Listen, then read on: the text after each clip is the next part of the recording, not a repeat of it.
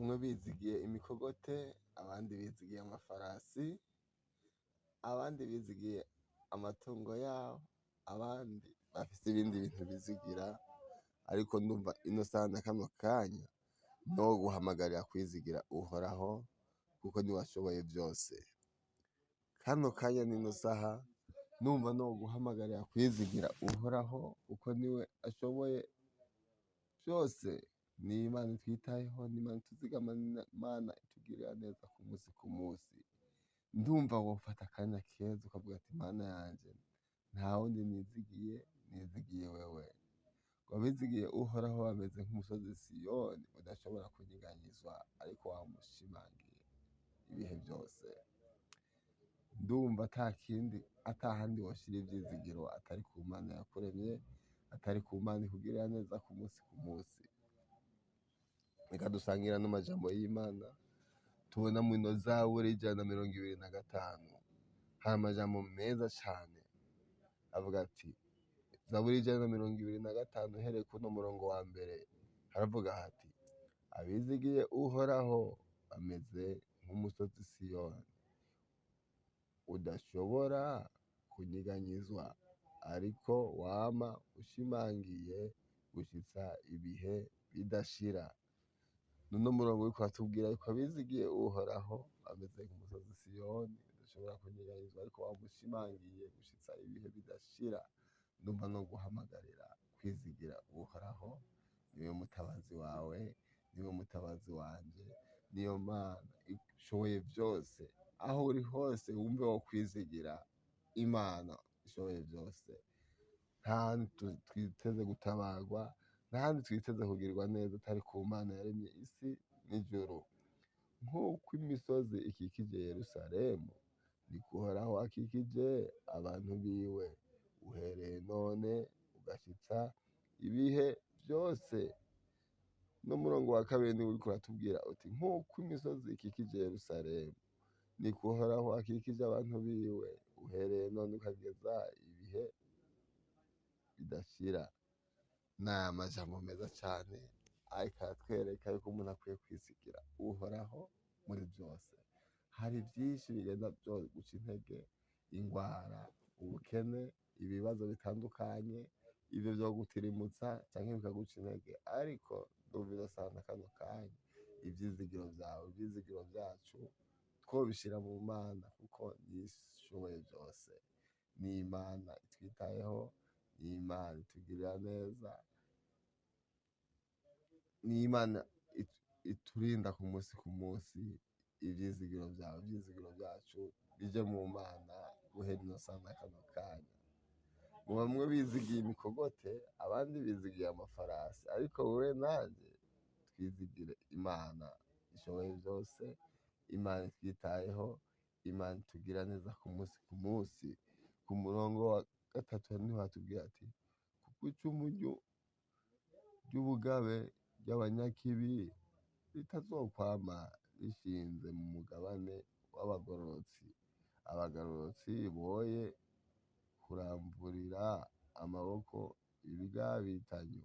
Uhoraho girira neza abanyenda nziza, bo n'abatunganye mu mitima, ariko abizimagiriza mu nzira zabo zigoramye. Uhoraho azobashorerana n'inkozi z'ibibi. Amahoro abe mu Bisirayeli. Yari amajambo y'Imana, ariko ndumva tutokwibagira no gusoma nino Zaburi 136 ivuga gushima. Umaze kwizigira Uhoraho uzushima, uzukenguruka ivyo agukoreye. Nta handi tubonerwa gutabarwa atari mw'izina ry'Umwami wacu Yesu Kristo. Nta handi turonkera kugirirwa neza atari mw'uwo mukiza wacu. Ati umurongo wa mbere duhereye kino Zaburi nyene 136, naho uba wayisomye ndagusavye uno munsi usubire usome ubugira kandi. Ni Zaburi nziza cane irimwo inyigisho, irimwo amajambo meza cane y'indemeshanyo, amajambo yo gushima. nimushime uhoraho yuko ari mwiza, kuko imbabazi ziwe zamaho ibihe bidashira. N'amajambo yo gushima, n'amajambo yo gukengurukira aduhamagarira gushima uhoraho yuko ari mwiza, kuko imbabazi ziwe zamaho ibihe bidashira. Umurongo wa kabiri niho utubwira uti nimushime Imana isumba ivyitwa imana, kuko imbabazi zayo zamaho ibihe bidashira. Nimushime uhoraho, nimushime umwami w'abami, kuko imbabazi ziwe zamaho ibihe bidashira. Nimushime ikora ibitangaza bikomeye yonyene, kuko imbabazi zayo zamaho ibihe bidashira. Nimushime iyaremesheje ijuru ubwenge, kuko imbabazi zayo zamaho ibihe bidashira. Nimushime iyagaranzuye isi hejuru y'amazi, kuko imbabazi zayo zamaho ibihe bidashira. Nimushime iyaremye ibibonesha bikuru, kuko imbabazi zayo zamaho ibihe bidashira. Iyaremye izuba ngo riganze umuco, kuko imbabazi zayo zamaho ibihe bidashira. Yaremye ukwezi n'inyenyeri ngo biganze ijoro, kuko imbabazi zayo zamaho ibihe bidashira. Nimushime iyabirikishije abanyegiputa abana babo b'imfura, kuko imbabazi zayo zamaho ibihe bidashira. Igakura Abisirayeli hagati yabo, kuko imbabazi zayo zamaho ibihe bidashira. Ibakujeyo ikiganza gikomeye n'ukuboko kurambuye, kuko imbabazi zayo zamaho ibihe bidashira. Nimushime iyatandukanije ikiyaga gitukura, kuko imbabazi zayo zamaho ibihe bidashira. Igacisha Abisirayeli hagati yaco, kuko imbabazi zayo zamaho ibihe bidashira. Ibi byose n'ibitangaza Imana yakoze, yakoreye Abanyesirayeli. Hariho n'ivyo nawe ugenda gukorera ku munsi ku munsi, ndumva ataco kuza gushima, ndumva ataco guca intege mu buryo bwo gushima Imana.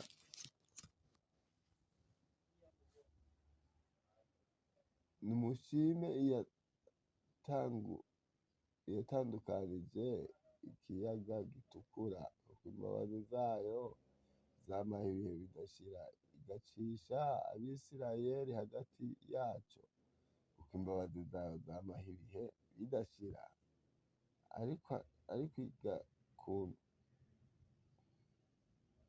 Ariko igakunkumurira Farawo n'ingabo ziwe mu kiyaga gitukura, kuko imbabazi zayo zamaho ibihe bidashira. Nimushime iyarongoye abantu bayo mu bugaragwa, kuko imbabazi zayo zamaho ibihe bidashira. Nimushime iyariritse abami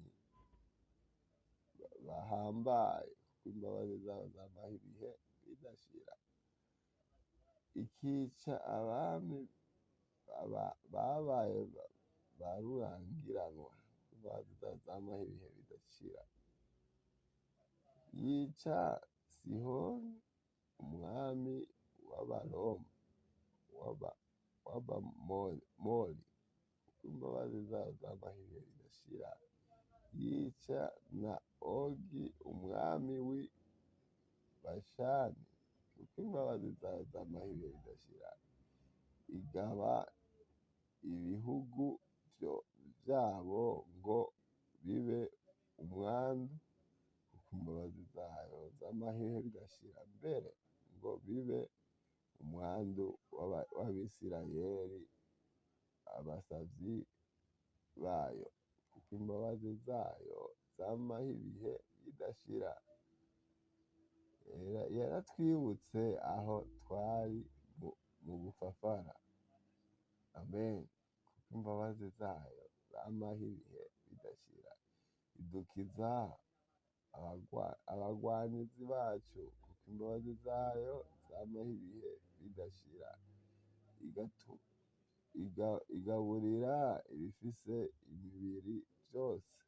Imbabazi zayo zamaho ibihe bidashira. Nimushime Imana yo mw'ijuru, amen. Imbabazi zayo zamaho ibihe bidashira. Ni umwanya mwiza wo gushima, umwanya mwiza wo gukengurukira Imana ituzigama ku munsi ku munsi. Wumva aho uri hose atakindi kintu na kimwe cokubuza gushima, woshima Imana. Hariho vyinshi yakoze ku buzima bwawe, hariho vyinshi yakoze ku buzima bwacu, hariho impamvu nyinshi zotuma duhimbaza Imana, hari impamvu nyinshi zotuma dushima Imana. Ibuke kuva ukivuka kugera ino saha na kano kanya, ibintu umaze gucamwo ibikurenganya, ubone gushima Imana. Hariho vyinshi vyakurondeye, ariko Imana irakubera inyishu, irakubera umutabazi. Ndumva ino saha na kano kanya wo kwibuka vyinshi Imana yakurenganije, kugira ngo amashimo yawe abe menshi. Ibuka aho waciye hose kuva ukivuka, ivyo waciyemwo vyose, ariko Imana irabikurenganya. Ivyakurondeye ni vyinshi, ivyaguhize ni vyinshi cane, ariko Imana ikubera inyishu.